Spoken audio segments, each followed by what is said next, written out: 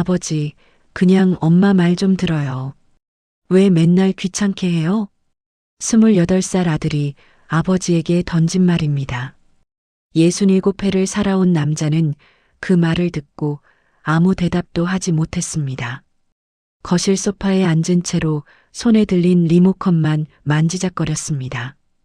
텔레비전은 켜져 있었지만 무슨 프로그램이 나오는지 보이지 않았습니다.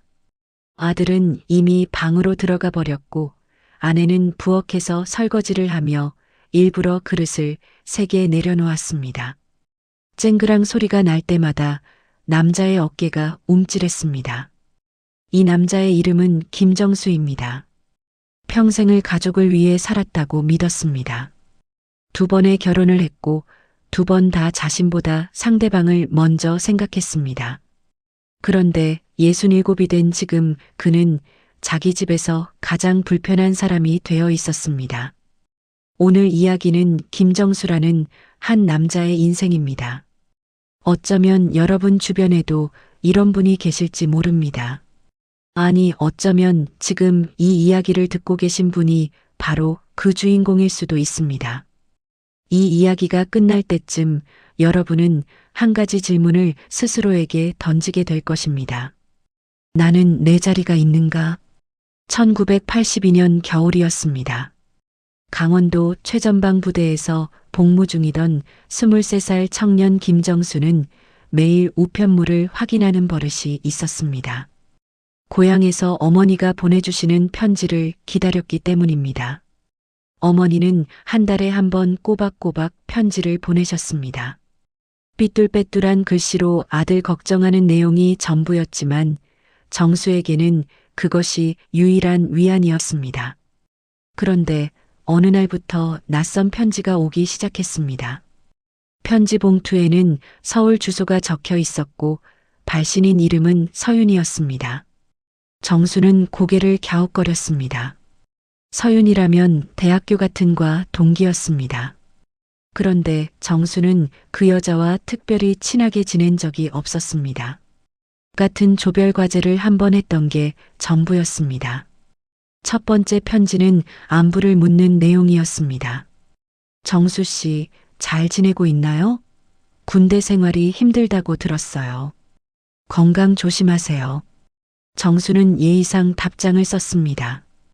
짧게 잘 지내고 있다고 걱정해줘서 고맙다고 적었습니다. 그랬더니 일주일 후에 또 편지가 왔습니다. 그리고 그 다음 주에도 또 왔습니다. 편지는 점점 길어졌습니다. 학교 이야기, 날씨 이야기, 자기가 읽은 책 이야기. 그러다가 어느 순간부터는 정수에 대한 이야기가 늘어났습니다. 정수 씨가 조별 발표할 때 목소리가 참 좋았어요. 저는 그때부터 정수 씨가 눈에 들어왔어요. 정수는 당황했습니다. 솔직히 말하면 서윤이라는 여자에게 특별한 감정이 없었습니다. 얼굴은 기억나지만 그뿐이었습니다. 하지만 계속 오는 편지를 무시하기도 어려웠습니다. 군대에서 편지는 귀한 것이었고 읽을 거리가 있다는 것 자체가 위안이 되었습니다. 정수는 계속 답장을 썼습니다. 2년 후 전역을 했습니다. 정수는 서울로 올라와 취업 준비를 시작했습니다.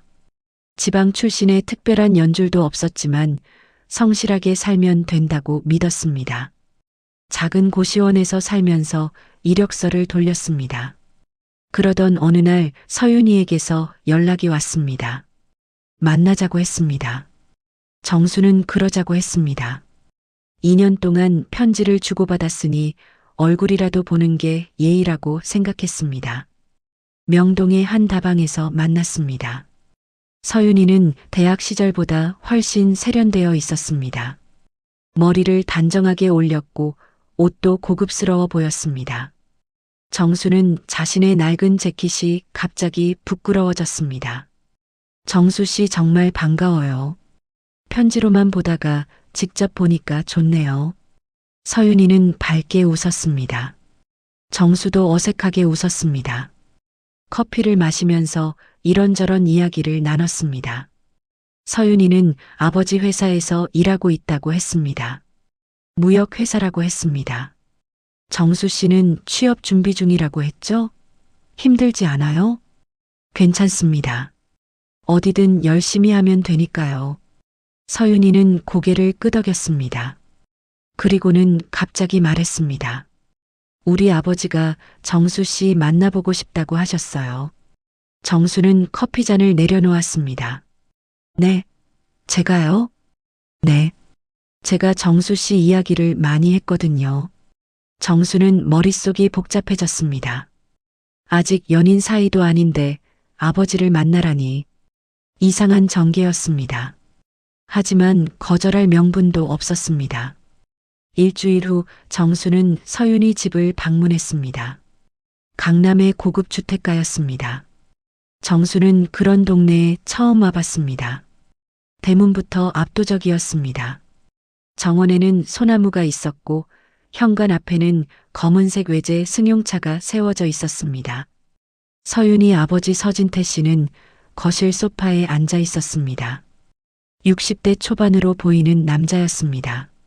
눈빛이 날카로웠고 말투는 단호했습니다. 앉게. 정수는 조심스럽게 맞은편 소파에 앉았습니다. 서윤이가 차를 가져왔습니다. 정수는 찻잔을 두 손으로 감쌌습니다. 서진태 씨가 입을 열었습니다. 자네 고향이 어딘가? 충청도 청주입니다. 부모님은 뭘 하시나? 아버지는 작은 철물점을 하시고 어머니는 집에 계십니다. 서진태 씨는 고개를 끄덕였습니다. 그리고 정수를 똑바로 바라보며 말했습니다. 우리 딸이 자네를 좋아하는 것 같아. 정수는 대답하지 못했습니다. 나도 자네를 알아봤어. 성실하고 묵묵한 타입이더군. 우리 딸한테 필요한 사람이야. 정수는 고개를 숙였습니다. 무슨 말을 해야 할지 몰랐습니다. 서진태 씨가 다시 말했습니다. 자네 같은 사람이 필요해. 우리 딸이 고생 안 하게만 해줘. 그것은 프로포즈가 아니었습니다. 통보에 가까웠습니다. 정수는 그날 저녁 고시원으로 돌아와서 창밖을 바라봤습니다. 서울의 밤하늘에는 별이 보이지 않았습니다. 사랑이었을까요?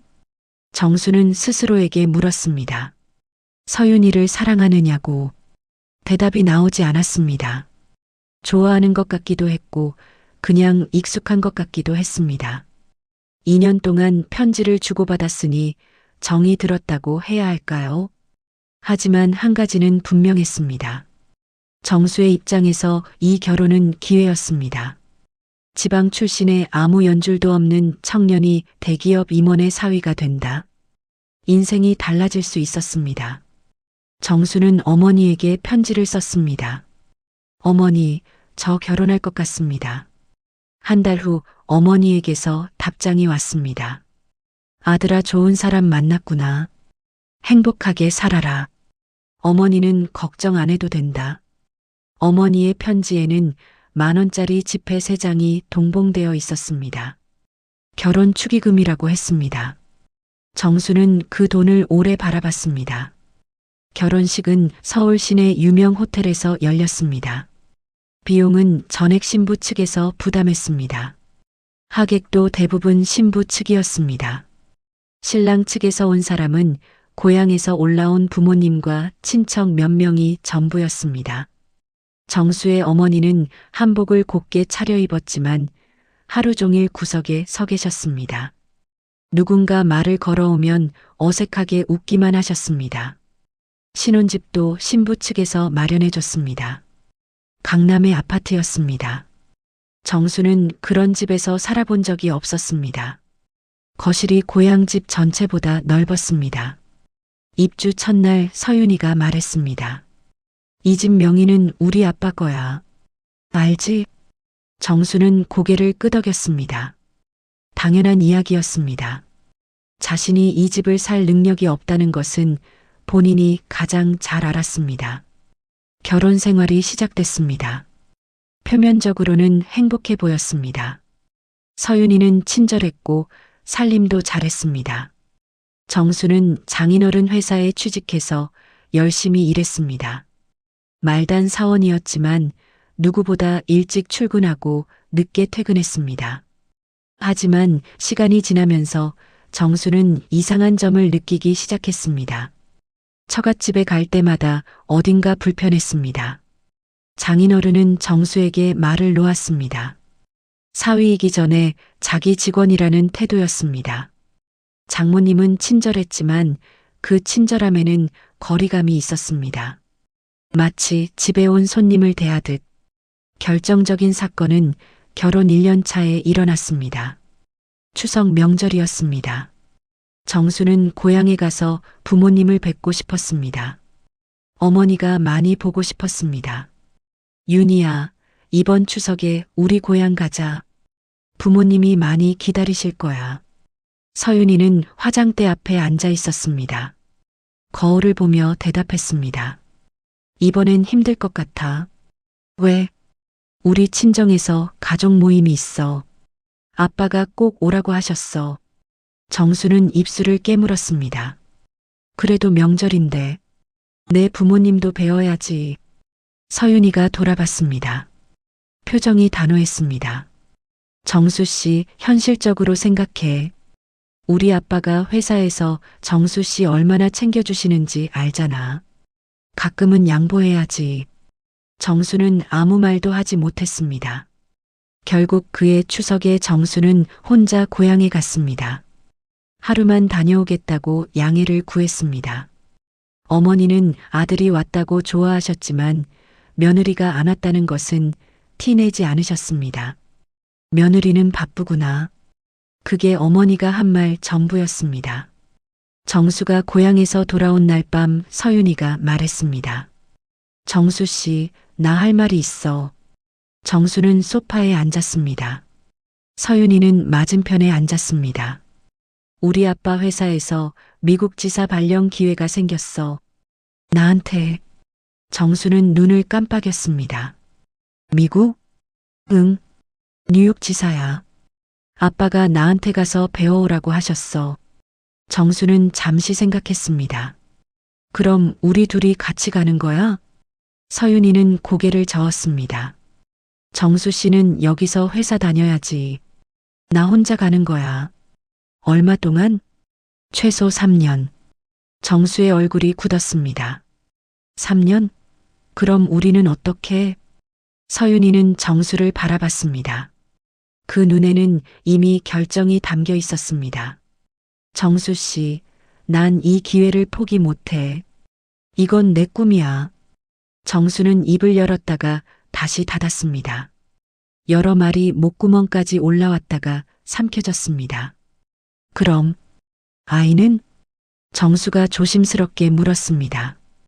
두 사람은 결혼 초부터 아이 이야기를 해왔습니다. 정수는 아이를 원했습니다. 가정을 이루고 싶었습니다. 서윤이는 한숨을 쉬었습니다. 지금은 안 돼. 아이 낳으면 미국 못 가잖아. 그럼 미국 갔다 와서? 글쎄, 그때 가서 생각해보자.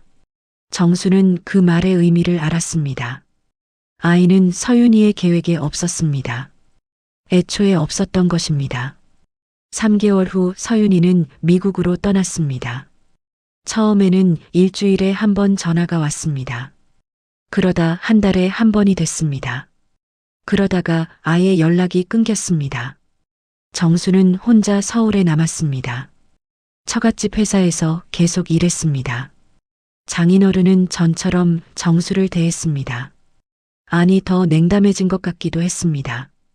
직원들 사이에서 정수는 버려진 사위로 불렸습니다. 뒤에서 수군거리는 소리가 들렸습니다. 1년이 지났습니다. 서윤이에게서 서류가 왔습니다. 이혼 서류였습니다. 정수는 서류를 오래 바라봤습니다. 뜻밖이라고 할 수 없었습니다. 예상하지 못한 것도 아니었습니다.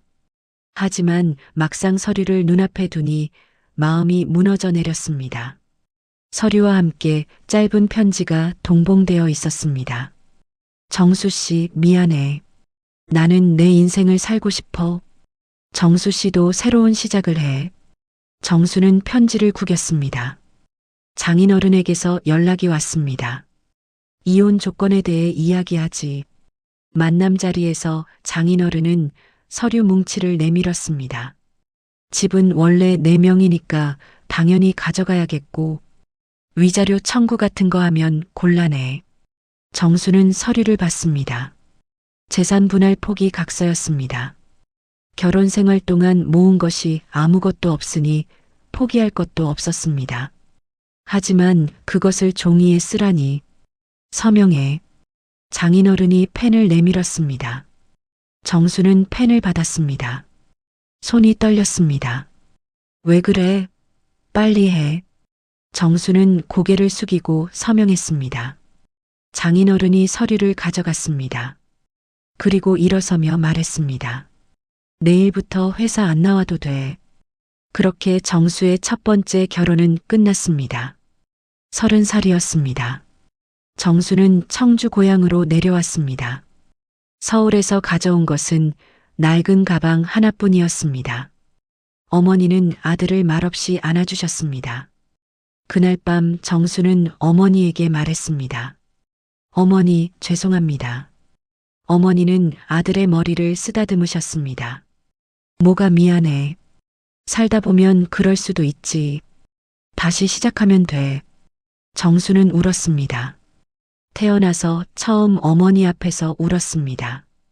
군대에서도 안 울었습니다. 이혼 서류에 서명할 때도 안 울었습니다. 하지만 어머니의 그 말 한마디에 눈물이 터졌습니다.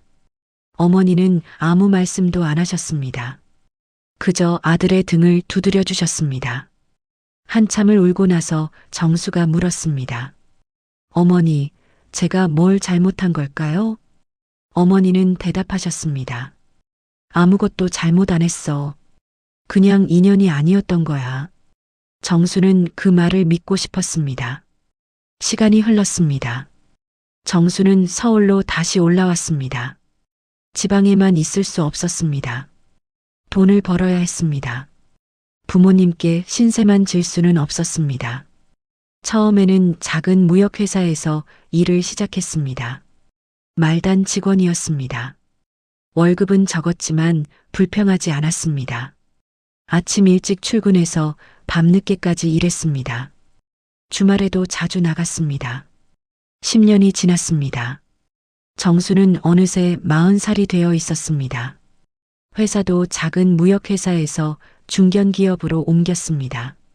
직위도 과장에서 차장으로 올랐습니다. 누가 봐도 성공적인 직장인이었습니다. 하지만 정수에게는 여전히 가정이 없었습니다. 첫 번째 결혼의 상처가 컸습니다. 여자를 만나는 것이 두려웠습니다. 누군가를 믿는 것이 무서웠습니다. 소개팅 자리가 들어와도 거절했습니다. 혼자가 편하다고 스스로를 속였습니다. 45살이 되던 해였습니다. 회사 후배 박현진이 정수를 불렀습니다. 부장님, 제 처형 소개해 드려도 될까요? 정수는 고개를 저었습니다. 됐어. 나 소개팅 안 해. 아니, 그게요. 처형이 부장님 이야기 듣고 만나고 싶다고 하셨거든요. 정수는 의아했습니다. 내 이야기를? 네. 제가 집에서 회사 이야기하면서 부장님 칭찬을 많이 했거든요. 성실하시고 책임감 있으시고. 처형이 그런 분 좋다고요. 정수는 망설였습니다. 하지만 후배의 계속되는 부탁에 결국 수락했습니다. 첫 만남은 회사 근처 커피숍에서 이루어졌습니다. 여자의 이름은 박미영이었습니다. 33살이었습니다. 정수보다 12살 어렸습니다. 첫인상은 순수해 보였습니다. 말투가 부드럽고 웃을 때 눈이 초승달처럼 휘어졌습니다. 화장도 연하게 했고 옷차림도 수수했습니다. 안녕하세요. 박미영입니다. 네, 김정수입니다. 어색한 침묵이 흘렀습니다. 정수는 무슨 말을 해야 할지 몰랐습니다.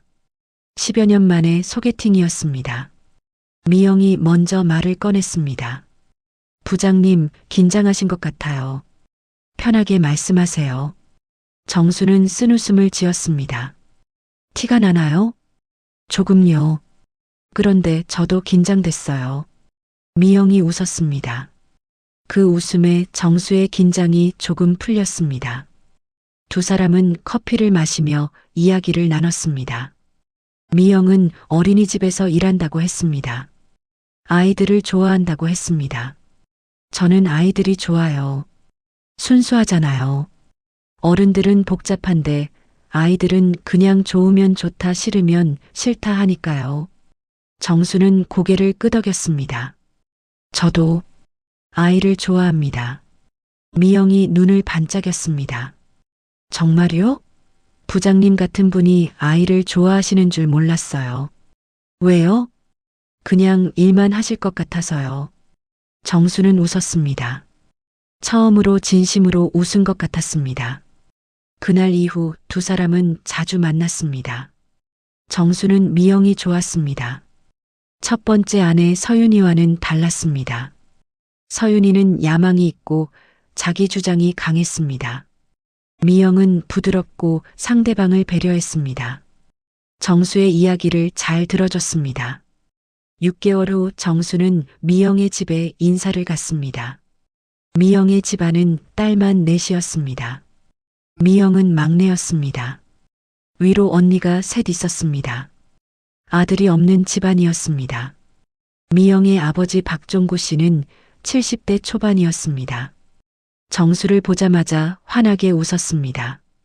자네가 김정수 씨인가? 많이 들었네. 어서 오게. 정수는 예의 바르게 인사했습니다. 안녕하십니까? 처음 뵙겠습니다. 박종구 씨는 정수의 손을 잡았습니다. 우리 막내가 좋은 사람 만났구먼. 아이고 반갑네. 미영의 어머니도 친절했습니다. 음식을 차려주시며 연신 정수를 칭찬했습니다. 사위될 분이 이렇게 듬직하시니 안심이 되네. 우리 미영이 잘 부탁해요. 정수는 그 환대가 어색했습니다. 첫 번째 결혼 때와는 너무 달랐습니다. 서윤이 부모님은 정수를 손님처럼 대했습니다. 미영 부모님은 정수를 가족처럼 대했습니다. 저녁을 먹고 나서 박종구 씨가 정수에게 말했습니다. 자네 재혼이라고 들었네. 정수는 고개를 숙였습니다. 네, 죄송합니다.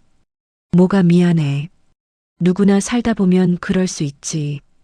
중요한 건 앞으로 어떻게 사느냐야. 박종구 씨는 정수의 어깨를 두드렸습니다.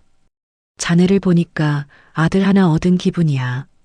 정수의 눈시울이 붉어졌습니다. 하지만 미영의 언니들 반응은 달랐습니다.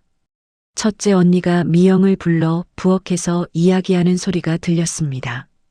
야, 걔 12살이나 많아. 그것도 재혼이고. 언니, 그런 게 무슨 상관이야.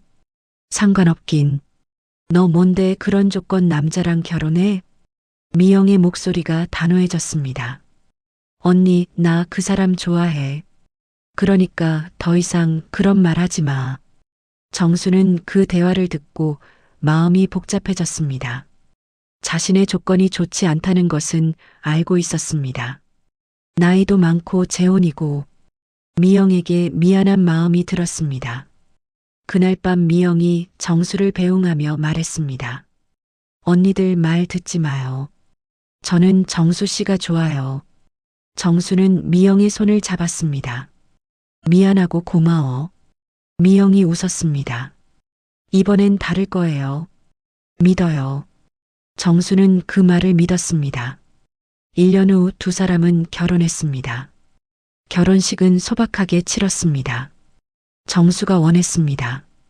첫 번째 결혼식이 호텔에서 성대하게 치러졌지만 결과는 좋지 않았습니다. 정수는 형식보다 내용이 중요하다고 생각했습니다. 결혼 후 두 사람은 서울 외곽의 작은 아파트에 신혼집을 마련했습니다. 정수의 월급으로 대출을 받아 산 집이었습니다. 크지는 않았지만 두 사람의 보금자리였습니다. 결혼 생활 초반은 행복했습니다. 미영은 살림을 잘했습니다. 아침마다 정수의 도시락을 싸줬습니다. 저녁에 퇴근하면 따뜻한 밥이 준비되어 있었습니다. 정수는 그런 생활이 좋았습니다. 결혼 2년 차에 첫째 아들이 태어났습니다. 이름은 김도연이었습니다. 정수는 산부인과 분만실 앞에서 초조하게 기다렸습니다. 아기 울음소리가 들렸을 때 정수의 눈에서 눈물이 흘렀습니다. 축하합니다. 아들이에요. 간호사가 갓 태어난 아기를 정수에게 보여줬습니다. 빨갛고 쭈글쭈글한 얼굴이었습니다. 하지만 정수에게는 세상에서 가장 예쁜 얼굴이었습니다. 정수는 미영의 손을 잡았습니다. 고마워. 정말 고마워. 미영은 힘없이 웃었습니다. 우리 아기 건강하게만 자라면 돼요. 정수의 부모님도 서울에 올라오셨습니다. 어머니는 손주를 보자마자 눈물을 흘리셨습니다. 이게 우리 손주야? 아이고 예뻐라. 어머니는 손주를 안고 놓으려 하지 않으셨습니다. 미영은 웃으며 어머니께 아기를 맡겼습니다. 어머니, 오래 안고 계세요. 손주 처음 안아보시잖아요. 어머니는 고마워하셨습니다. 미영아, 고맙다. 우리 정수 잘 챙겨줘서 고맙다. 그때까지만 해도 모든 것이 완벽해 보였습니다. 4년 후 둘째 아들이 태어났습니다. 이름은 김도윤이었습니다. 정수는 이제 두 아들의 아버지가 되었습니다. 49살에 두 아이의 아버지라니 늦은 나이였지만 행복했습니다. 정수는 열심히 일했습니다. 회사에서 부장으로 승진했습니다. 월급도 올랐습니다. 아이들 학원비와 생활비를 대기 위해 더 많이 일했습니다. 주말에도 자주 출근했습니다. 정수의 부모님은 아들 가정을 위해 헌신하셨습니다. 매달 용돈을 보내셨습니다. 손주들 생일이면 선물을 챙기셨습니다. 명절이면 정성스럽게 음식을 만들어 보내셨습니다. 아버지는 시장에서 좋은 과일을 고르셨습니다. 이거 우리 손주들 좋아할 거야. 싱싱한 거로 골랐어. 어머니는 손주들 옷을 직접 뜨셨습니다. 얘들이 이제 크니까 큰 거로 떠야겠네. 금방 커버리니. 정수는 부모님의 그 마음이 고마웠습니다. 부모님은 넉넉하지 않으셨습니다. 아버지의 철물점은 예전만 못했습니다. 그런데도 손주들에게는 아낌없이 쓰셨습니다. 하지만 미영의 태도가 조금씩 달라지기 시작했습니다. 처음에는 사소한 것이었습니다. 시어머니에게서 전화가 오면 미영은 받지 않고 정수에게 넘겼습니다. 당신 엄마 전화야. 왜 안 받아? 뭐라고 할지 뻔하잖아. 손주들 잘 있냐? 밥은 잘 먹냐? 맨날 같은 얘기야. 정수는 불편했지만 넘어갔습니다. 미영이 바쁠 수도 있다고 생각했습니다. 그런데 점점 더 노골적으로 변했습니다. 어느 날 시어머니에게서 전화가 왔습니다. 미영이 받았습니다. 네, 어머니. 네네. 아, 네. 바빠요. 끊을게요. 전화는 1분도 안 돼서 끝났습니다. 정수가 물었습니다. 엄마 뭐래? 별거 없어? 손주들 보고 싶다고. 그래서 뭐라고 했어? 바쁘다고 했지. 미영의 말투가 건조했습니다. 정수는 마음이 불편했지만 또 넘어갔습니다. 추석이 다가왔습니다. 정수가 말했습니다. 이번 추석에 고향 가자. 부모님이 손주들 보고 싶어 하셔. 미영은 잠시 침묵했습니다. 그러다 말했습니다. 올해는 힘들 것 같아. 왜? 애들 학원 있잖아. 도연이 영어학원 특강 신청했고 도윤이는 피아노 발표회 준비해야 하고 며칠만 가면 되잖아. 명절인데. 미영의 눈빛이 차가워졌습니다. 당신 부모님은 맨날 보고 싶다고 하시는데 우리가 매번 갈 수는 없잖아. 작년에도 갔고 재작년에도 갔어. 정수는 할 말을 잃었습니다. 미영의 말에 일리가 없지는 않았습니다. 하지만 명절에 부모님 얼굴을 뵙는 것이 그렇게 큰 부담일까요? 결국 그의 추석도 고향에 가지 못했습니다. 정수 혼자 차례 음식을 들고 당일치기로 다녀왔습니다. 어머니는 아무 말씀도 안 하셨습니다. 하지만 아들이 떠날 때 대문 앞에 오래 서 계셨습니다. 차가 안 보일 때까지 서 계셨습니다. 정수는 백미러로 그 모습을 봤습니다. 어머니의 흰 머리카락이 바람에 날렸습니다. 굽은 허리가 더 작아 보였습니다. 정수의 눈에 눈물이 고였습니다. 그런데 서울로 돌아오는 길에 미영에게서 전화가 왔습니다.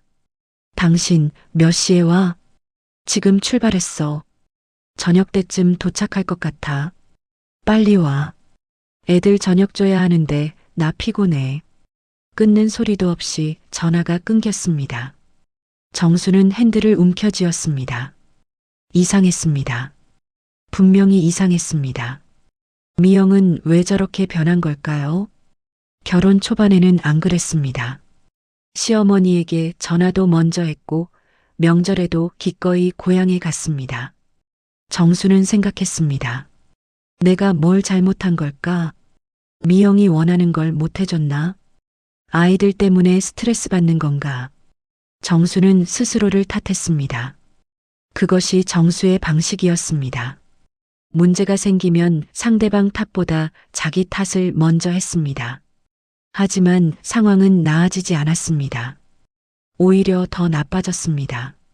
정수가 55살이 되던 해였습니다. 회사에서 임원 제의가 들어왔습니다. 오랜 노력의 결실이었습니다. 정수는 기뻤습니다. 드디어 안정적인 자리에 올랐다는 안도감이 있었습니다. 집에 와서 미영에게 말했습니다. 나 임원 됐어. 미영은 텔레비전을 보다가 고개를 돌렸습니다. 아, 그래. 축하해. 그게 전부였습니다. 정수는 조금 서운했지만 넘어갔습니다. 미영이 피곤할 수도 있다고 생각했습니다. 임원이 되면서 월급이 올랐습니다. 정수는 가족여행을 계획했습니다. 아이들도 이제 중학생과 초등학생이 되었습니다. 함께 여행을 가본 적이 많지 않았습니다. 이번 여름에 가족여행 가자. 제주도 어때? 정수가 저녁 식사 자리에서 말했습니다. 큰아들 도연이 눈을 반짝였습니다. 진짜요? 가요. 작은아들 도윤이도 신이 났습니다. 아빠, 바다에서 수영할 수 있어요? 정수는 아이들의 반응에 기분이 좋았습니다. 미영을 바라봤습니다.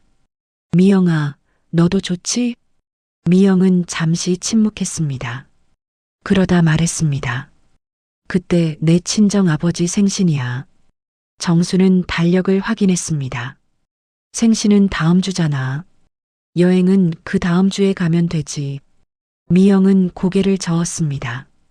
아빠가 생신 지나고 며칠은 집에 있으라고 하셨어.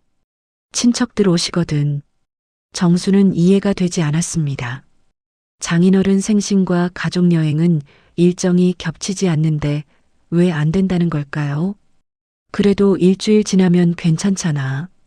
여행은 짧게 가면 되고. 미영의 얼굴이 굳었습니다.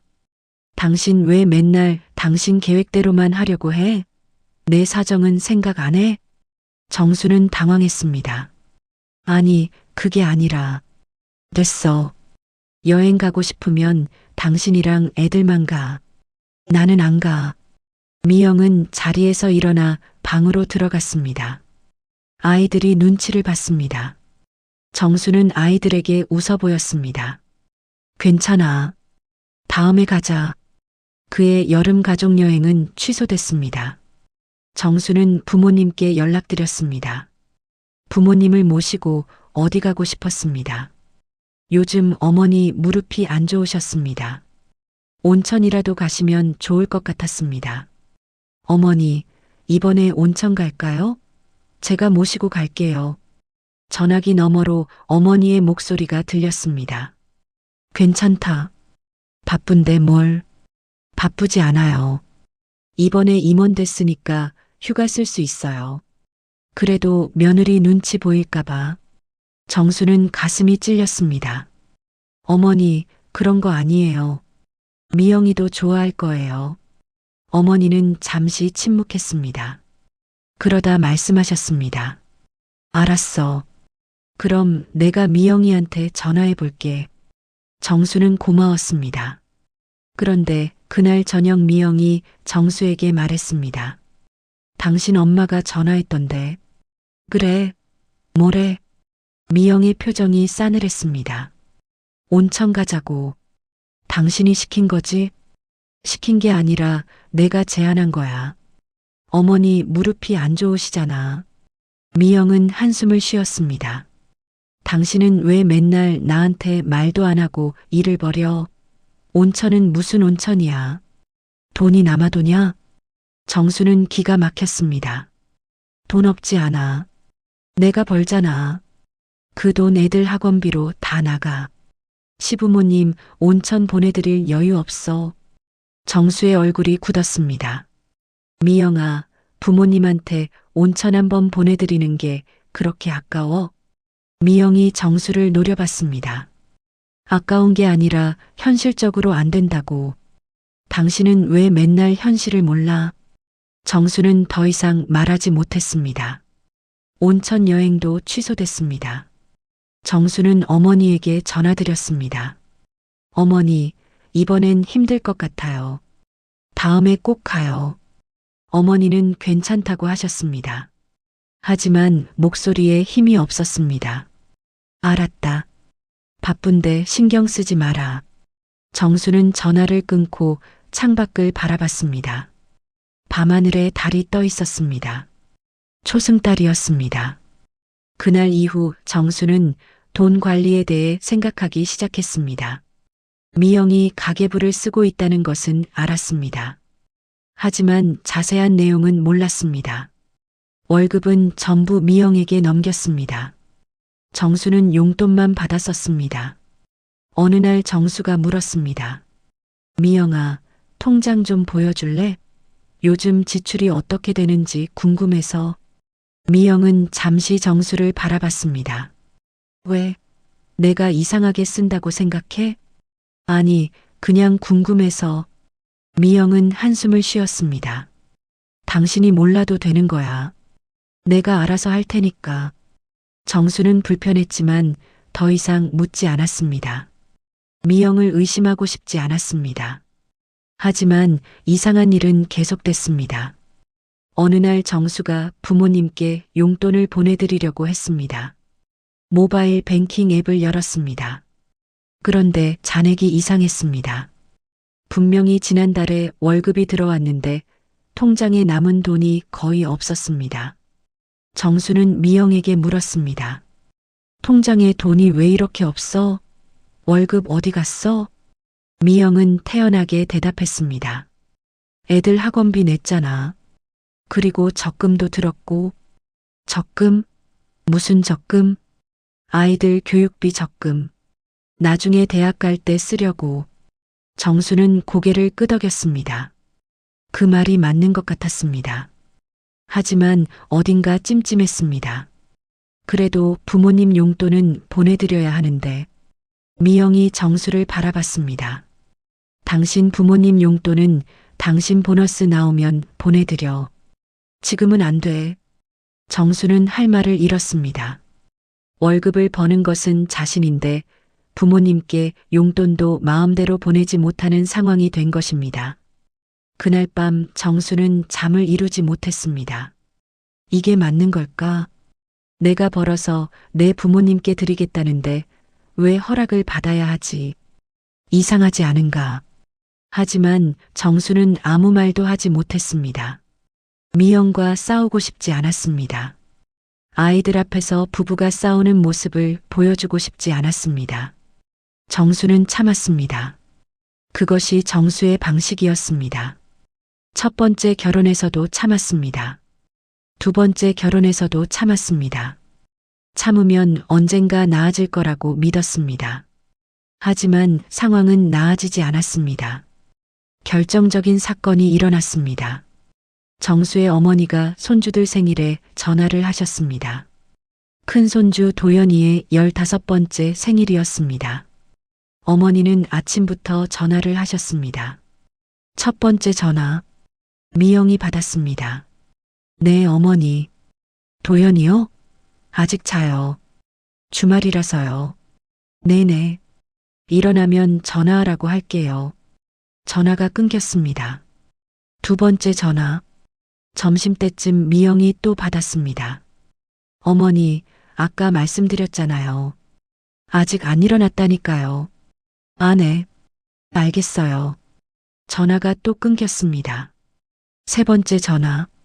저녁 때 미영이 또 받았습니다. 어머니, 도연이 지금 친구랑 나갔어요. 네. 들어오면 전화하라고 할게요.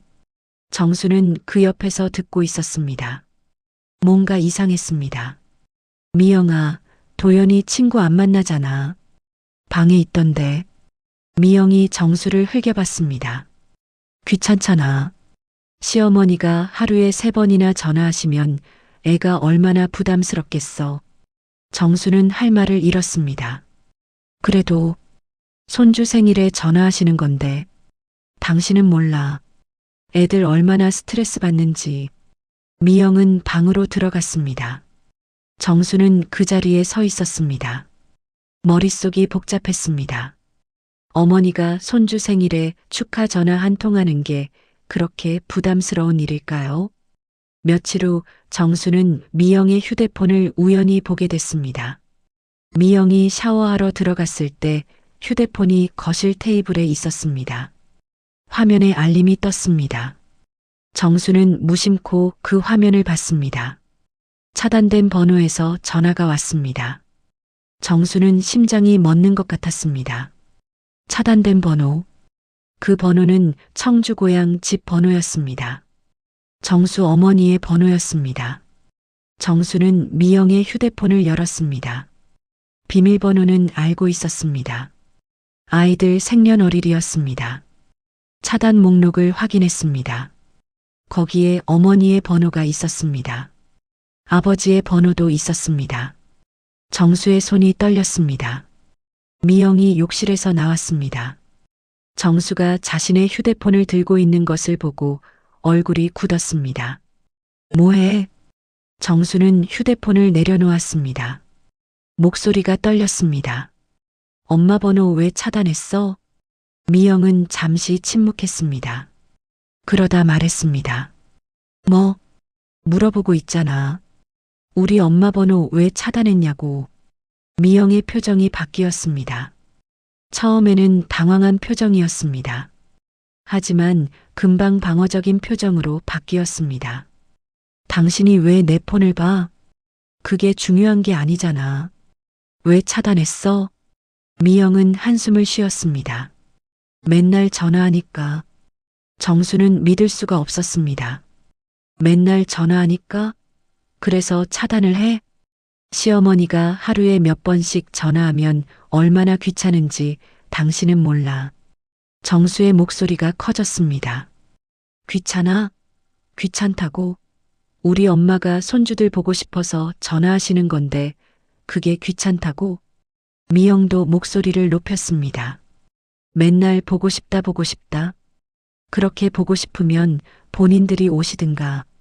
왜 우리한테 오라고 해? 정수는 가슴이 먹먹해졌습니다. 엄마 다리가 불편하신 거 알잖아. 멀리 못 오시잖아. 그래서 그 불편한 다리 핑계로 맨날 우리 보고 오라고 하시잖아. 주말마다 내려오라고 하시고. 주말마다는 아니잖아. 1년에 몇 번 안 가는데. 몇 번이 적어? 당신 친정에 1년에 몇 번 가는지 알아? 정수는 할 말이 없었습니다. 미영은 친정에 자주 갔습니다. 한 달에 한두 번은 갔습니다.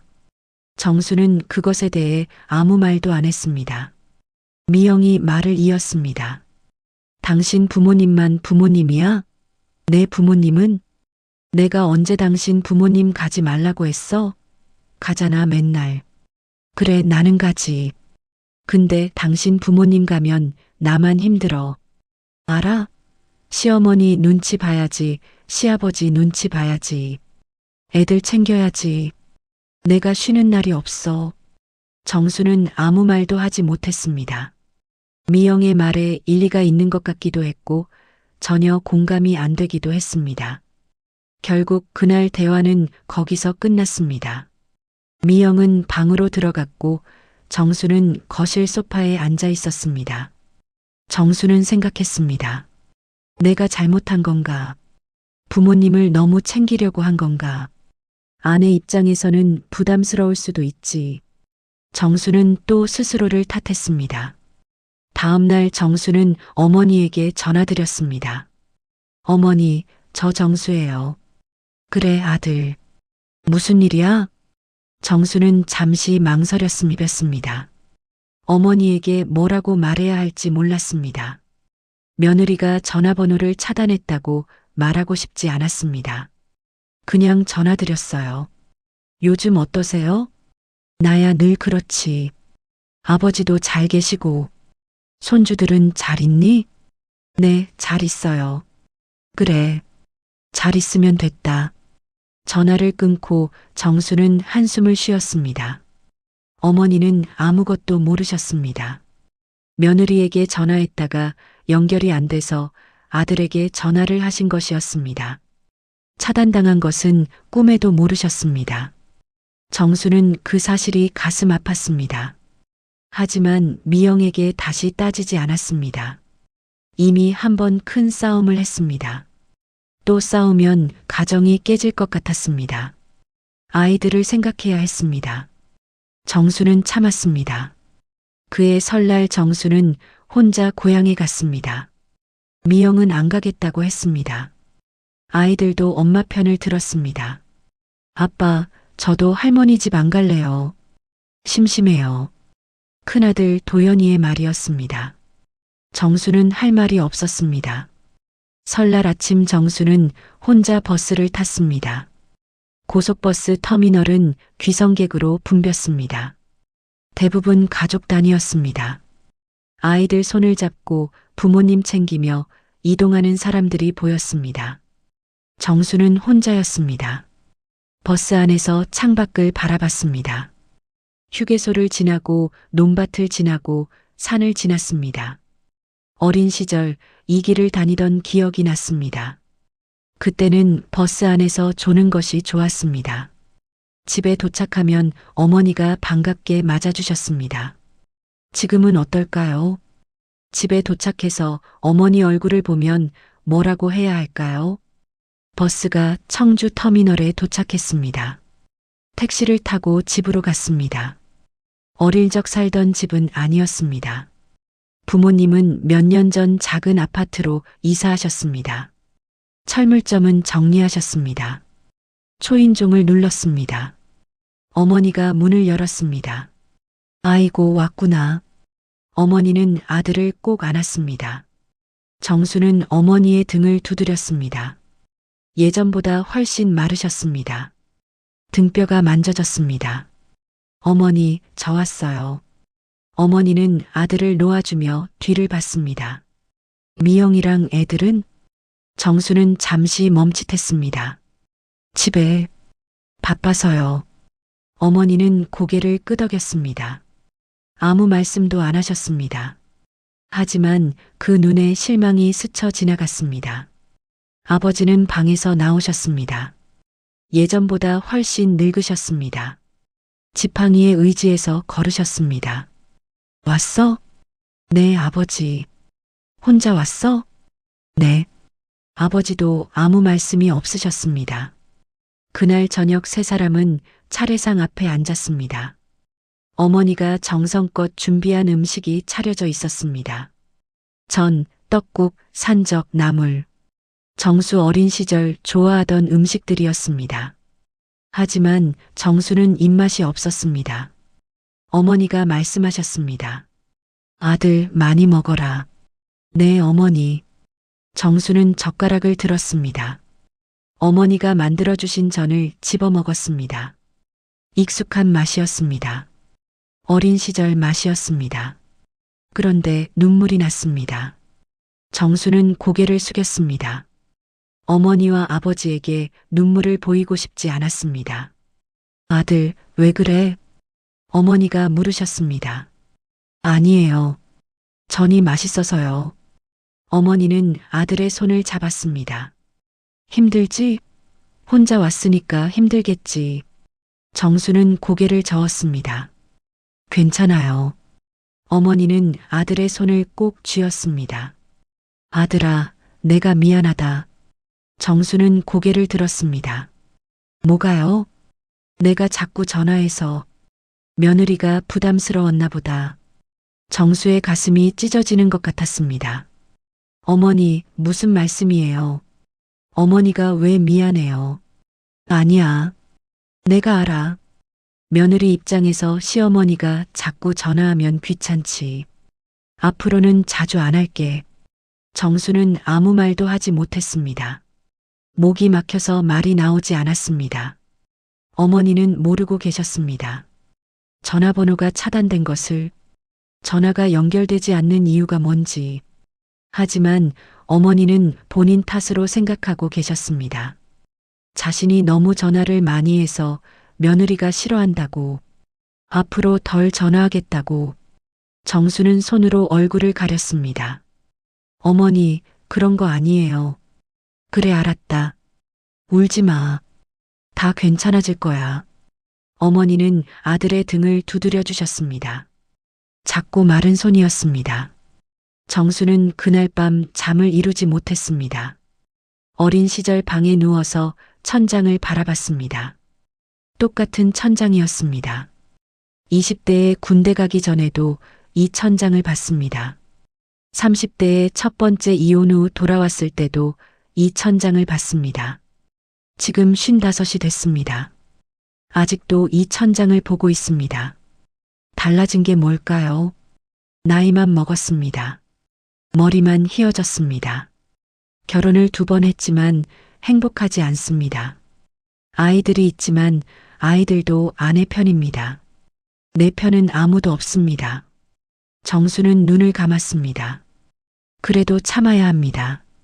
아이들이 있으니까, 가정을 지켜야 하니까.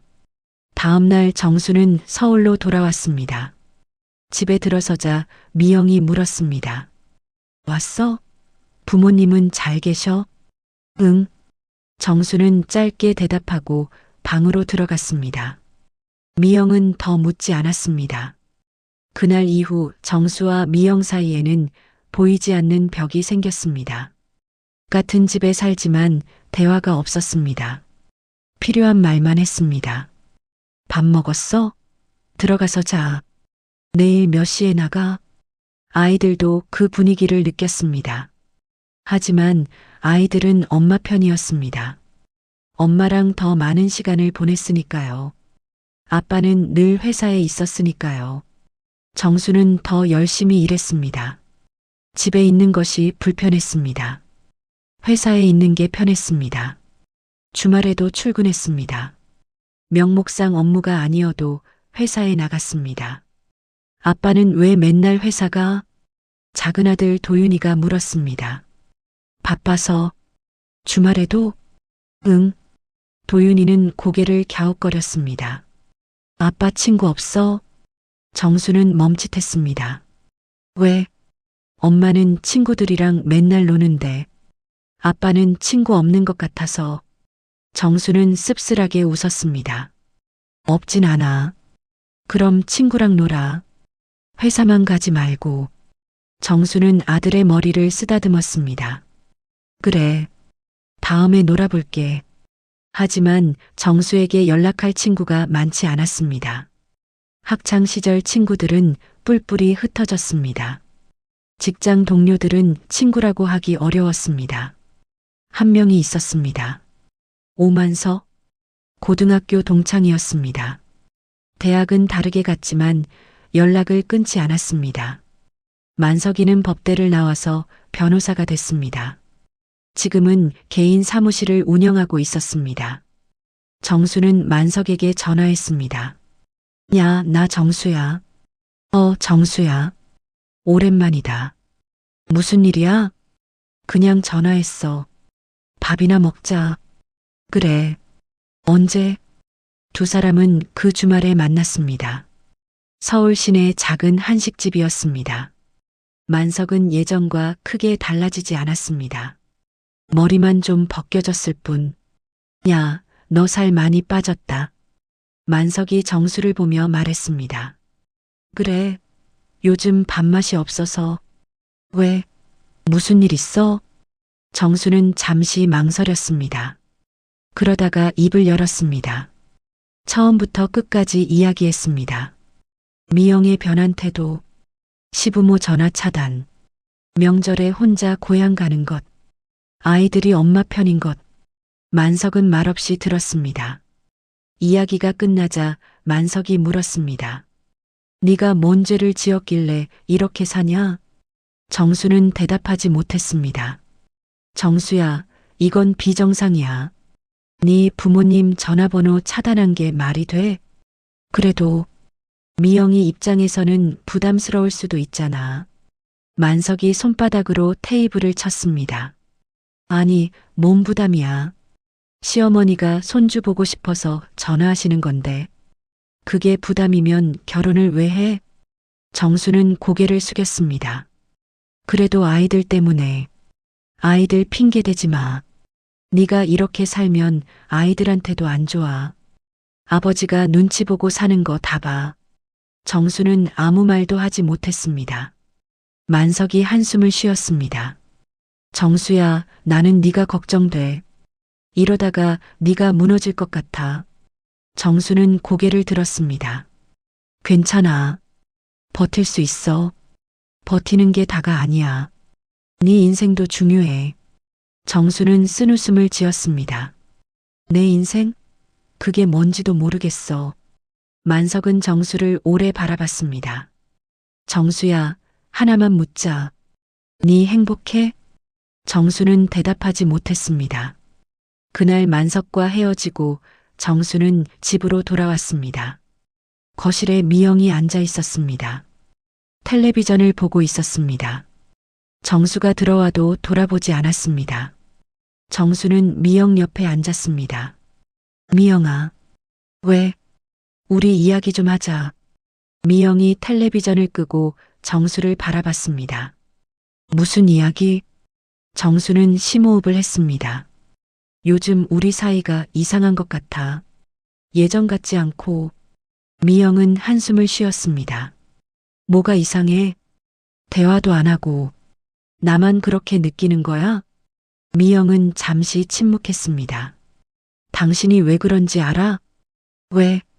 당신은 맨날 당신 부모님만 생각해. 우리 가정은 생각 안 해.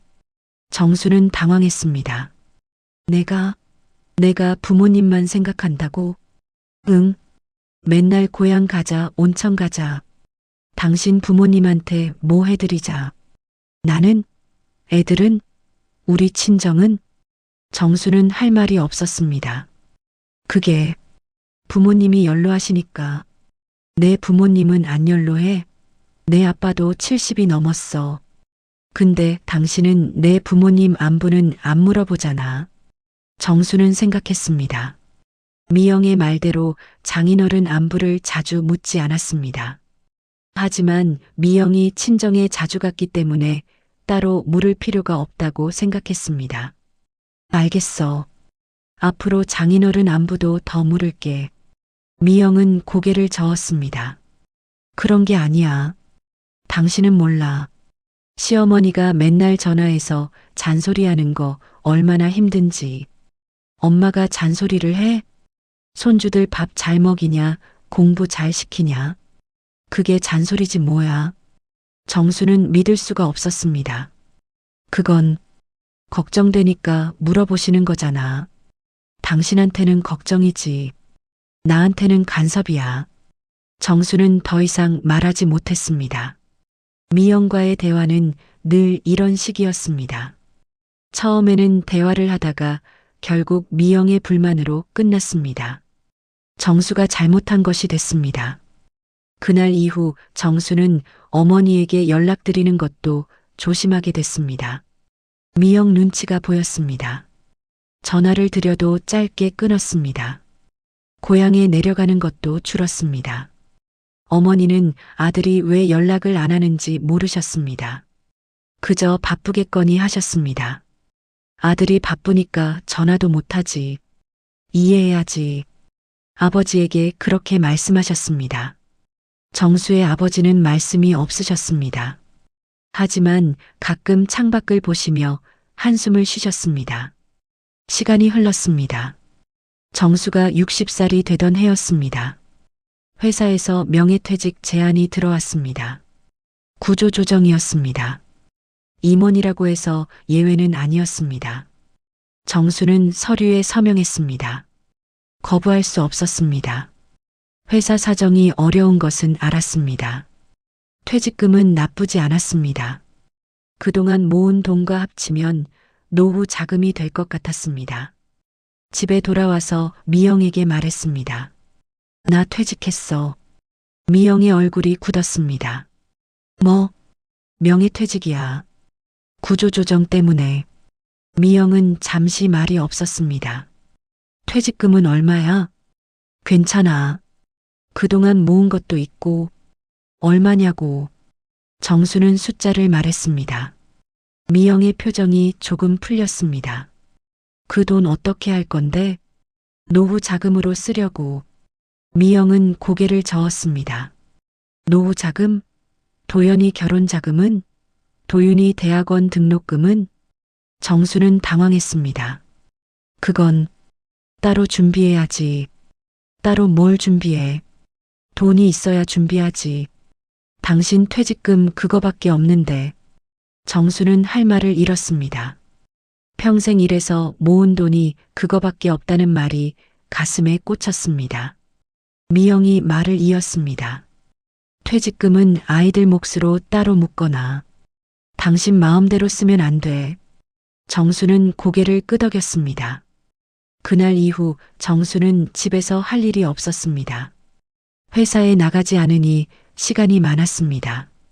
하지만 그 시간을 어떻게 보내야 할지 몰랐습니다.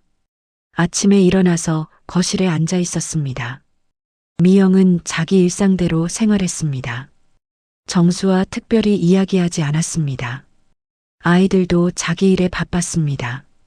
큰아들 도연은 대학을 졸업하고 취업했습니다. 작은아들 도윤은 대학원에 다녔습니다. 둘 다 집에 거의 없었습니다. 정수는 하루 종일 텔레비전 앞에 앉아 있었습니다. 뭘 보는지도 모르고 채널만 돌렸습니다. 어느 날 미영이 말했습니다. 당신 매일 집에만 있을 거야? 뭐라도 해. 뭘 하라고? 몰라. 운동이라도 하든가. 집에 맨날 있으니까 답답해. 정수는 쓴웃음을 지었습니다. 내가 집에 있으면 답답해? 솔직히 그래. 나도 내 생활이 있는데 당신이 맨날 있으니까. 정수는 일어났습니다. 알았어. 나가 있을게. 정수는 집을 나섰습니다. 갈 곳이 없었습니다. 공원 벤치에 앉아서 시간을 보냈습니다. 비둘기들이 발 앞으로 다가왔습니다. 정수는 주머니에서 과자 부스러기를 꺼내 뿌려줬습니다. 비둘기들은 정신없이 먹었습니다. 정수는 그 모습을 바라봤습니다. 나는 뭘까? 이 나이에 공원에서 비둘기나 먹이고 있는 나는 대체 뭘까? 눈물이 났습니다. 정수는 손등으로 눈물을 닦았습니다. 주변에 사람들이 있었습니다. 울면 안 됐습니다. 그날 저녁 정수는 만석에게 전화했습니다. 야, 나 정수야. 술 한잔 하자. 그래. 나와. 두 사람은 포장마차에서 만났습니다. 오래된 포장마차였습니다. 고등학교 때 이 근처에서 살았습니다. 그때도 이 포장마차가 있었습니다. 정수는 소주잔을 기울였습니다. 만석아, 나 퇴직했어. 그래. 언제? 한 달 전에. 왜 말 안 했어? 정수는 쓴웃음을 지었습니다.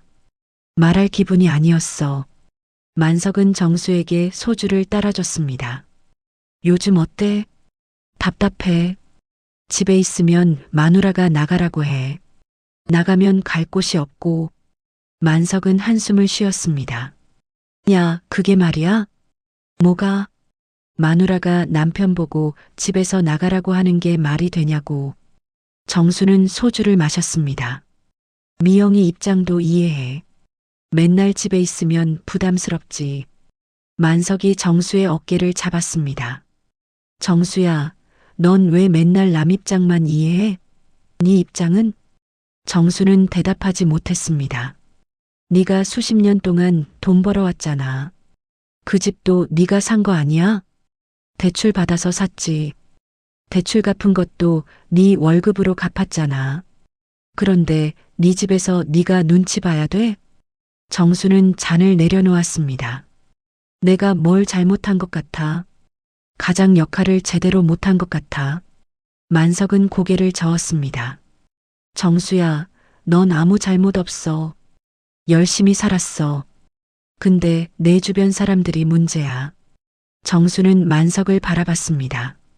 뭔 소리야? 마누라가 시부모님 전화번호 차단한 거 잊었어? 그게 정상이야? 정수는 입을 다물었습니다. 아이들이 아버지 편 안 드는 것도 이상하고. 네가 뭔 죄인이냐? 정수는 소주를 한 잔 더 마셨습니다. 만석아, 그래도 내가 참으면 가정이 유지되잖아. 만석이 손으로 테이블을 쳤습니다. 그 유지되는 가정에 네 자리가 있어? 정수는 대답하지 못했습니다. 만석의 말이 가슴에 박혔습니다. 내 자리, 내가 지킨 가정에 내 자리가 있을까? 정수는 술을 더 마셨습니다. 많이 마셨습니다. 만석이 옆에서 걱정스럽게 바라봤습니다. 야, 그만 마셔. 괜찮아. 취했잖아. 정수는 쓴웃음을 지었습니다. 취해야 할 것 같아. 오늘은. 만석은 한숨을 쉬었습니다. 그날 밤 정수는 만석의 차에 실려 집으로 돌아왔습니다. 미영이 문을 열었습니다. 어머, 왜 이렇게 취했어? 만석이 대답했습니다. 재수 씨, 정수가 요즘 힘든 것 같아요. 좀 챙겨주세요. 미영은 정수를 부축했습니다. 알겠어요. 감사합니다. 만석이 떠나고 미영은 정수를 방에 눕혔습니다. 정수는 반쯤 취한 상태로 천장을 바라봤습니다. 미영아, 왜? 나 행복해? 미영은 대답하지 않았습니다. 정수는 눈을 감았습니다. 잠이 들었습니다. 정수가 64살이 되던 해봄이었습니다. 고향에서 전화가 왔습니다. 아버지에게서 온 전화였습니다. 정수야, 엄마가. 아버지의 목소리가 떨렸습니다. 엄마가 왜요? 병원에 입원했다. 빨리 와라. 정수는 심장이 철렁 내려앉았습니다. 뭐라고요? 왜요? 빨리 와. 전화가 끊겼습니다. 정수는 황급히 짐을 챙겼습니다. 미영에게 말했습니다. 어머니가 입원하셨어. 나 고향 가야 해. 미영은 놀란 표정을 지었습니다. 갑자기? 왜? 몰라. 아버지가 빨리 오라고만 하셨어. 정수는 차를 몰고 청주로 향했습니다. 고속도로를 달리는 동안 온갖 생각이 머리를 스쳤습니다. 어머니에게 무슨 일이 생긴 걸까? 왜 아무 말씀도 안 하셨을까? 요즘 어머니가 많이 편찮으셨나? 정수는 최근 어머니에게 연락을 자주 못 드렸습니다. 한 달에 한 번 전화드렸을까? 고향에 간 것은 작년 추석이 마지막이었습니다. 후회가 밀려왔습니다. 왜 더 자주 연락 안 드렸을까? 왜 더 자주 뵈러 가지 않았을까? 병원에 도착했습니다. 청주 시내의 큰 병원이었습니다. 중환자실 앞에서 아버지가 기다리고 계셨습니다. 아버지는 몇 년 사이에 훨씬 늙으셨습니다. 허리가 더 굽으셨고 얼굴에 주름이 깊어졌습니다. 아버지, 왔어. 어머니 왜 그러세요? 아버지는 한숨을 쉬셨습니다. 뇌출혈이래. 갑자기 쓰러지셨어. 정수는 무릎에 힘이 풀렸습니다. 언제요? 어제 저녁에. 내가 밥 준비하는데 갑자기 엄마가 안 보이더라고. 화장실에 가셨나 했는데 안 나오셔서 보니까 바닥에 쓰러져 계셨어. 정수는 손으로 얼굴을 감쌌습니다. 왜 바로 전화 안 하셨어요? 밤새 응급실이었어. 정신이 없었다. 정수는 아버지를 부축했습니다. 아버지의 손이 떨리고 있었습니다. 아버지, 앉으세요. 나는 괜찮아. 엄마가 걱정이지. 의사가 나왔습니다. 정수는 의사에게 물었습니다. 어머니 상태가 어떻습니까? 의사는 심각한 표정이었습니다. 뇌출혈 범위가 넓습니다. 수술은 했는데 회복이 어려울 수 있습니다. 정수는 가슴이 무너지는 것 같았습니다. 어려울 수 있다니요? 나이가 있으시고 기저질환도 있으셔서 최선을 다하겠지만 보호자분들께서도 마음의 준비를 하셔야 할 것 같습니다. 마음의 준비. 그 말이 머릿속에서 맴돌았습니다. 정수는 중환자실 유리창을 통해 어머니를 봤습니다. 어머니는 침대에 누워 계셨습니다. 온몸에 관이 연결되어 있었습니다. 눈을 감고 계셨습니다. 그 모습이 낯설었습니다. 정수의 어머니는 늘 바쁘게 움직이는 분이셨습니다. 아침 일찍 일어나서 밥을 짓고 빨래를 하고 청소를 하셨습니다. 그런 어머니가 이렇게 누워 계시다니. 정수는 유리창에 손을 대고 서 있었습니다. 어머니, 목소리가 나오지 않았습니다. 목이 막혀 있었습니다. 며칠이 지났습니다. 어머니는 의식을 되찾지 못하셨습니다. 의사는 상태가 좋지 않다고 했습니다. 정수는 병원에서 머물렀습니다. 회사도 없으니 갈 곳이 없었습니다. 서울에 돌아가도 미영과 마주치는 것이 불편했습니다.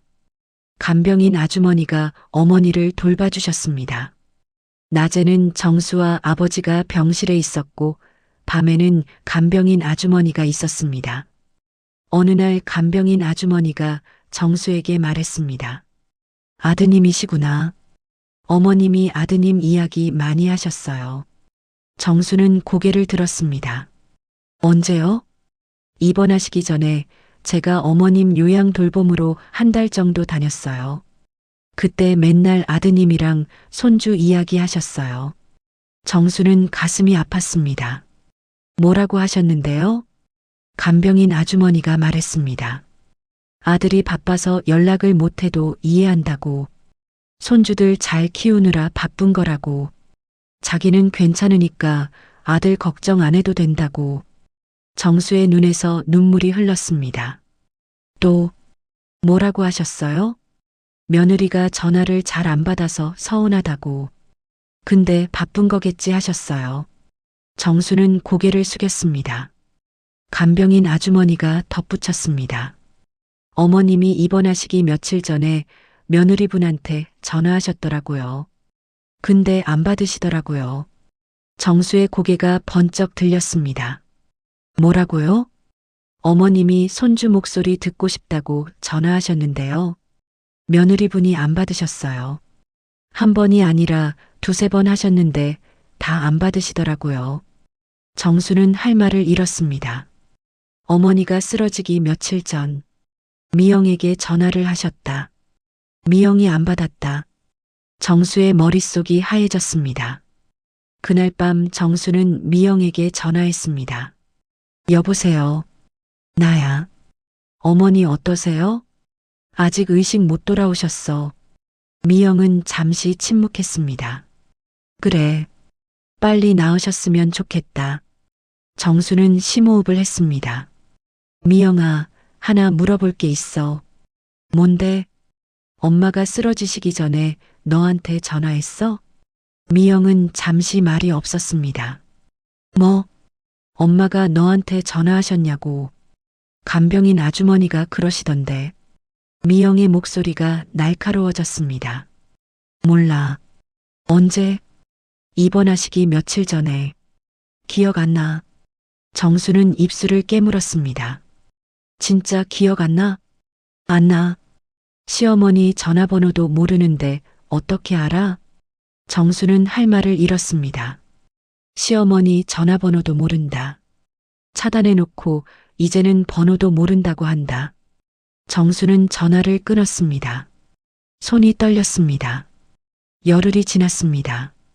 어머니의 상태는 호전되지 않았습니다. 의사는 더 이상 치료가 어렵다고 했습니다. 이제 편안하게 보내드리는 것을 고려하셔야 합니다. 정수와 아버지는 그 말을 듣고 한참을 말이 없었습니다. 연명 치료를 중단하기로 결정했습니다. 어머니는 편안하게 떠나셨습니다. 향년 87세. 장례식장은 청주 시내 장례식장으로 정했습니다. 정수는 장례를 준비했습니다. 아버지는 체력이 안 좋으셔서 많이 움직이시지 못했습니다. 정수가 거의 모든 일을 처리했습니다. 조문객이 찾아왔습니다. 고향 친척들이 왔습니다. 동네 어르신들이 왔습니다. 정수의 고등학교 친구 만석도 왔습니다. 정수야, 조의를 표한다. 고마워. 만석은 정수의 손을 잡았습니다. 힘들지? 괜찮아? 정수는 고개를 끄덕였습니다. 괜찮아. 하지만 괜찮지 않았습니다. 전혀 괜찮지 않았습니다. 장례 둘째 날 저녁, 미영과 아이들이 왔습니다. 큰아들 도연과 작은아들 도윤이 양복을 입고 왔습니다. 미영은 검은색 옷을 입었습니다. 정수는 그들을 맞이했습니다. 왔어? 미영은 조의를 표했습니다. 어머니 돌아가셔서 마음이 아프네요. 정수는 고개를 끄덕였습니다. 아이들도 조의를 표했습니다. 아빠, 힘내세요. 할머니 돌아가셔서 슬퍼요. 정수는 아이들을 바라봤습니다. 진심일까? 아이들은 할머니를 자주 뵈지 못했습니다. 1년에 한두 번. 그것도 정수 혼자 고향에 갈 때 가끔 데려갔을 뿐. 빈소에 조문객들이 자리를 잡았습니다. 정수는 상주석에 앉았습니다. 아버지 옆에. 미영은 상주석 뒤에 앉았습니다. 아이들은 미영 옆에 앉았습니다. 시간이 흘렀습니다. 조문객들이 대부분 떠나고 빈소에 몇 명만 남았습니다. 정수는 혼자 어머니의 영정사진 앞에 앉아 있었습니다. 어머니의 얼굴을 바라봤습니다. 영정 속 어머니는 웃고 계셨습니다. 몇 년 전 생신 때 찍은 사진이었습니다. 어머니, 정수는 작은 목소리로 말했습니다. 불효자입니다. 눈물이 흘렀습니다. 정수는 손등으로 눈물을 닦았습니다. 더 자주 전화드릴 걸, 더 자주 뵈러 갈 걸. 뒤에서 발소리가 들렸습니다. 정수가 돌아봤습니다. 미영이었습니다. 여기 있었어? 응. 미영은 정수 옆에 앉았습니다. 오래 앉아있지 마. 몸에 안 좋아. 정수는 대답하지 않았습니다. 미영이 말을 이었습니다. 아이들 피곤해해서 먼저 호텔로 보냈어. 내일 발인이니까 아침에 다시 오라고 했어. 정수는 고개를 끄덕였습니다. 미영은 잠시 침묵했습니다. 그러다 말했습니다. 당신 나한테 하고 싶은 말 있지? 정수는 미영을 바라봤습니다. 뭐? 표정 보면 알아. 뭔가 따지고 싶은 거 있는 것 같은데. 정수는 한숨을 쉬었습니다. 지금은 그런 이야기 하고 싶지 않아. 아니 해. 속에 담아두면 안 좋아. 정수는 잠시 침묵했습니다. 그리고 입을 열었습니다. 엄마가 돌아가시기 전에 너한테 전화했잖아. 미영의 표정이 굳었습니다. 아까 말했잖아. 기억 안 난다고. 정수는 고개를 저었습니다. 거짓말 하지 마. 뭐? 너 번호 차단해 놓은 거 내가 알아. 엄마 전화 안 받은 게 아니라 못 받은 거잖아. 미영은 입을 다물었습니다. 정수의 목소리가 떨렸습니다. 엄마가 쓰러지시기 전에 손주 목소리 듣고 싶으셨대. 전화하셨는데 내가 안 받았어. 아니 못 받았어. 차단해 놨으니까. 미영은 대답하지 않았습니다. 정수는 눈물을 흘리며 말했습니다. 엄마 마지막 전화였어. 그게 마지막이었는데. 미영은 일어섰습니다. 당신 지금 나한테 뭐라는 거야? 정수도 일어섰습니다. 사실대로 말해. 왜 그랬어? 미영의 얼굴이 붉어졌습니다. 내가 뭘 잘못했는데? 시어머니가 맨날 전화해서 스트레스 받는 거 당신이 알아? 그래서 차단을 해? 그게 말이 되냐고. 정수의 목소리가 커졌습니다. 미영도 소리쳤습니다. 당신은 몰라. 시어머니가 얼마나 귀찮게 했는지. 맨날 손주 보고 싶다 오라고 해라. 내가 너네 집종이야? 정수는 믿을 수가 없었습니다. 어머니의 빈소에서 미영이 어머니를 욕하고 있었습니다. 엄마 돌아가셨어. 내가 마지막 전화 안 받았어. 그런데 귀찮다고? 미영은 입술을 깨물었습니다. 내가 안 받았다고 시어머니가 돌아가신 거 아니잖아. 왜 내 탓으로 돌려? 정수는 힘이 빠졌습니다. 이 사람이 내 아내일까? 20년을 함께 살았는데 이 사람을 모르겠다. 정수는 천천히 말했습니다. 미영아, 나 더 이상은 못 참겠다. 미영의 눈이 커졌습니다. 뭐라고? 못 참겠어. 이렇게 사는 거. 미영은 정수를 노려봤습니다. 당신 지금 무슨 말 하는 거야? 시어머니 돌아가셨다고 감정적으로 그러는 거지? 정수는 고개를 저었습니다. 아니, 감정적인 거 아니야. 오래 생각했어. 정수는 어머니의 영정을 바라봤습니다. 그리고 다시 미영을 바라봤습니다. 우리 이혼하자. 미영의 얼굴이 하얘졌습니다. 뭐? 이혼하자고. 미영은 잠시 말을 잇지 못했습니다. 그러다가 웃기 시작했습니다. 당신 미쳤어? 지금 장례식장에서 이혼 이야기를 해? 미안해. 하지만 더 이상 미룰 수가 없어. 미영의 표정이 일그러졌습니다. 당신이 감히 내가 20년 동안 뭘 희생했는지 알아? 정수는 대답하지 않았습니다. 미영이 소리쳤습니다. 당신 같은 재혼남이랑 결혼해서 애들 낳고 키운 게 나야. 내 인생 갈아 넣은 거라고. 정수는 조용히 말했습니다. 나도 갈아 넣었어. 평생. 미영은 더 이상 말하지 못했습니다. 정수는 어머니의 영정 앞에 다시 절을 올렸습니다. 어머니, 죄송합니다. 이제야 정신 차렸습니다. 정수는 장례식장을 나섰습니다. 밖에는 밤하늘에 별이 떠 있었습니다. 장례를 마치고 정수는 서울로 돌아왔습니다. 아버지는 청주에 남으셨습니다. 요양원에 들어가시겠다고 하셨습니다. 혼자 살기 힘드시다고. 정수는 아버지를 모시고 싶다고 말씀드렸습니다. 하지만 아버지는 고개를 저으셨습니다. 네가 이제 새로 시작해야지. 나는 괜찮아. 정수는 아버지의 손을 잡았습니다. 아버지, 죄송합니다. 뭐가 미안해. 더 자주 못 왔어서요.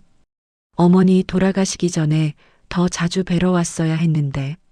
아버지는 아들의 손을 쓰다듬었습니다. 괜찮아. 네 어머니도 이해하셨을 거야. 바빴잖아. 정수는 눈물을 삼켰습니다. 서울 집에 돌아와서 정수는 미영에게 정식으로 이혼 이야기를 꺼냈습니다. 미영은 처음에는 거부했습니다. 안 돼. 이혼 안 해. 왜? 아이들 때문에. 아이들한테 이혼한 부모가 된다는 게 얼마나 창피한 일인지 알아? 정수는 쓴웃음을 지었습니다. 아이들 핑계대지 마. 아이들도 다 컸어. 미영은 입술을 깨물었습니다. 당신 재산은 어떡할 건데? 퇴직금이랑 적금 다 내 이름으로 돼 있는 거 알지? 정수는 고개를 끄덕였습니다. 알아. 그럼 이혼하면 당신은 빈손이야. 알고도 하겠다는 거야? 정수는 잠시 침묵했습니다. 그리고 말했습니다. 미영아, 나도 하나 고백할 게 있어. 미영의 표정이 바뀌었습니다. 뭔데? 내가 따로 모아둔 돈이 있어. 미영의 얼굴이 굳었습니다. 뭐라고? 정수는 설명했습니다. 10년 전부터 임원 시절 받았던 성과급과 스톡옵션 일부를 별도 계좌에 모아뒀다고, 미영에게 넘긴 월급 외에 추가로 받았던 보너스를 따로 저축했다고. 그 돈이 얼마인데? 미영이 물었습니다. 정수는 숫자를 말했습니다. 미영의 눈이 커졌습니다. 그 돈이 있었다고? 응. 미영의 얼굴이 붉어졌습니다. 당신이 나한테 돈을 숨긴 거야? 숨긴 게 아니야. 따로 모아둔 거야. 그게 다른 게 뭐야? 부부 사이에 돈을 숨기다니. 정수는 조용히 말했습니다. 너도 숨긴 거 있잖아. 미영의 표정이 변했습니다. 뭐? 친정에 얼마 보냈어? 10년 동안. 미영은 입을 다물었습니다. 정수는 알고 있었습니다. 장례식장에서 만석과 이야기를 나눴습니다. 만석은 변호사였습니다. 정수의 부탁으로 가게 상황을 조사했습니다. 미영이 10년 동안 친정에 보낸 돈은 2억이 넘었습니다. 정수 몰래 조금씩 빼돌린 것이었습니다. 아이들 교육비 명목으로 적금 든 것 중 상당 부분을 친정에 보냈습니다. 뿐만 아니었습니다. 미영은 아이들 이름으로 부동산 계약을 시도했습니다. 정수의 동의 없이 큰아들 도연 이름으로 아파트 가계약을 했습니다. 정수의 퇴직금 중 일부를 이용한 것이었습니다. 만석이 말했습니다. 이건 배임이야. 법적으로 문제 삼을 수 있어. 정수는 고민했습니다. 미영을 법적으로 고소하고 싶지는 않았습니다. 그래도 아이들의 엄마였으니까요. 하지만 제대로 된 재산 분할은 받고 싶었습니다. 정수는 미영에게 말했습니다. 법적으로 가고 싶지 않아. 그러니까 합의 이혼하자. 미영은 입술을 깨물었습니다. 조건은? 재산 반반 나누자. 내가 따로 모아둔 돈은 내가 가져가고 내가 관리한 돈은 내가 가져가. 미영은 계산했습니다. 그럼 당신이 더 많이 가져가는 거잖아. 너도 친정에 보낸 돈 많잖아. 그거 빼면 비슷해. 미영의 얼굴이 하얘졌습니다. 당신이 그걸 어떻게 알아? 알 건 다 알아. 미영은 한참을 말이 없었습니다. 그러다가 입을 열었습니다. 알겠어. 합의 이혼하자. 정수는 고개를 끄덕였습니다. 이혼 절차가 시작됐습니다. 아이들에게도 알렸습니다. 큰아들 도연은 아무 말도 하지 않았습니다. 그저 고개를 끄덕였습니다. 아버지의 결정을 존중한다는 뜻인지 상관없다는 뜻인지 알 수 없었습니다. 작은아들 도윤은 달랐습니다. 아빠 왜요? 이유는 복잡해. 나중에 이야기하자. 도윤은 고개를 숙였습니다. 아빠 미안해요. 정수는 의아했습니다. 뭐가 미안해? 할머니 장례식 때 저 왜 그랬는지 모르겠어요. 엄마 눈치만 봤어요. 정수는 아들의 어깨를 잡았습니다. 괜찮아. 아니에요. 괜찮지 않아요. 할머니가 돌아가시기 전에 더 자주 뵀어야 했는데, 아빠랑 같이 고향 갔어야 했는데. 도윤의 눈에 눈물이 고였습니다. 저도 알아요. 엄마가 할머니 전화 차단한 거. 근데 저는 아무 말도 못했어요. 엄마한테. 정수는 아들을 안아줬습니다. 괜찮아. 내 잘못 아니야. 아빠 앞으로는 제가 더 자주 연락할게요. 아빠한테. 정수의 눈에서도 눈물이 흘렀습니다. 이혼이 성사됐습니다. 재산은 합의대로 나눴습니다. 집은 미영이 가져갔습니다.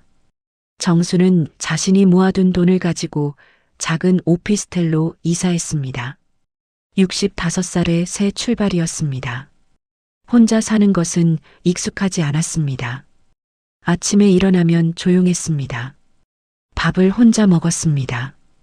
텔레비전을 켜도 대답해주는 사람이 없었습니다. 하지만 이상하게 불편하지 않았습니다. 오히려 편했습니다. 눈치 볼 사람이 없었습니다. 하고 싶은 대로 할 수 있었습니다. 정수는 청주에 자주 내려갔습니다. 아버지가 계신 요양원에 일주일에 한 번 방문했습니다. 아버지는 정수가 올 때마다 기뻐하셨습니다. 왔어? 멀리서 오느라 힘들었겠다. 아니에요. 가깝잖아요. 아버지와 대화를 나눴습니다. 예전에는 못 나눴던 이야기들, 아버지의 젊은 시절 이야기, 어머니를 처음 만났던 이야기. 네 어머니는 말이야, 참 마음이 여린 사람이었어. 아버지가 말씀하셨습니다. 남한테 상처 주는 거 싫어했어. 그래서 맨날 본인이 참았지. 정수는 고개를 끄덕였습니다. 나도 어머니를 닮았구나. 참는 것이 미덕인 줄 알았다. 하지만 참는다고 상황이 나아지지 않았다. 어머니의 묘소에도 자주 갔습니다. 산에 있는 묘소였습니다. 정수는 묘비 앞에 앉아서 이야기했습니다. 어머니, 저 이혼했어요. 바람이 불었습니다. 미영이랑 안 맞았어요. 이제야 알았어요. 잔디가 흔들렸습니다. 어머니 살아계셨을 때 더 자주 뵈러 왔어야 했는데 후회됩니다. 눈물이 흘렀습니다. 이제라도 아버지 잘 모실게요. 그리고 저도 제 인생 살아볼게요. 정수는 묘비를 닦았습니다. 정성스럽게 닦았습니다. 어머니, 지켜봐 주세요. 시간이 흘렀습니다. 정수는 67이 됐습니다. 혼자 살지만 외롭지 않았습니다. 작은 아들 도윤이 가끔 연락했습니다. 가끔 만나서 밥도 먹었습니다. 큰아들 도연은 여전히 거리를 뒀습니다. 엄마 편이었습니다. 하지만 정수는 기다렸습니다. 언젠가 도연도 이해할 날이 올 거라고. 고등학교 친구 만석과도 자주 만났습니다. 정수야, 요즘 좀 좋아 보인다. 만석이 말했습니다. 그래, 얼굴에 티가 나? 응. 예전에는 죽을 상 같았는데 이제는 좀 살 것 같아. 정수는 웃었습니다. 그런가? 그래. 이혼 잘한 것 같아. 정수는 고개를 끄덕였습니다. 나도 그렇게 생각해. 어느 날 정수는 고향 집을 정리하러 갔습니다. 어머니 돌아가시고 아버지가 요양원에 들어가시면서 집이 비어 있었습니다. 팔아야 할지 그냥 둘지 고민이었습니다. 집에 들어서자 먼지 냄새가 났습니다. 오랫동안 사람이 살지 않은 집 특유의 냄새였습니다. 정수는 방을 둘러봤습니다. 어머니 방에 들어갔습니다. 장롱 안에 어머니의 옷들이 그대로 있었습니다. 화장대 위에 빗과 거울이 있었습니다. 서랍을 열어봤습니다. 서랍 안에 봉투가 하나 있었습니다. 열어보니 편지가 들어 있었습니다. 정수에게 쓴 편지였습니다. 어머니의 글씨체였습니다. 삐뚤빼뚤한 글씨. 정수가 군대에서 받았던 편지와 같은 글씨였습니다. 정수는 편지를 읽었습니다. 아들아, 엄마야. 이 편지를 언제 볼지 모르겠구나. 엄마가 살아있을 때 볼 수도 있고 엄마가 떠난 후에 볼 수도 있겠지. 아들아, 엄마는 항상 내가 자랑스러웠단다. 힘든 상황에서도 묵묵히 이겨내는 내가 대견했어. 근데 엄마가 하나 걱정되는 게 있어. 너무 참지 마라. 참는 것이 항상 좋은 건 아니더라. 엄마도 평생 참으며 살았단다. 시어머니 눈치 보고 남편 눈치 보고 그렇게 사는 게 맞는 줄 알았어. 근데 나이 들어보니까 알겠더라. 참는다고 행복해지는 건 아니라는 걸. 아들아, 내 인생이야. 내가 행복해야 해. 다른 사람 눈치 보지 말고 내가 원하는 대로 살아. 엄마는 항상 내 편이야. 살아서도 죽어서도 사랑한다, 아들아. 엄마가. 정수는 편지를 읽고 한참을 울었습니다. 어머니는 알고 계셨구나. 내가 얼마나 힘들었는지, 얼마나 참고 살았는지, 그리고 미리 이 편지를 써두셨구나. 언젠가 내가 발견할 날을 위해. 정수는 편지를 가슴에 품었습니다. 어머니, 감사합니다. 이제야 알았어요. 정수는 창밖을 바라봤습니다. 햇살이 방 안으로 들어왔습니다. 먼지가 빗속에서 반짝였습니다. 정수는 미소 지었습니다. 이제부터 내 인생을 살겠습니다. 내가 지킨 가정에는 정작 내 자리가 없었습니다. 그래서 이제 내 자리를 만들기로 했습니다.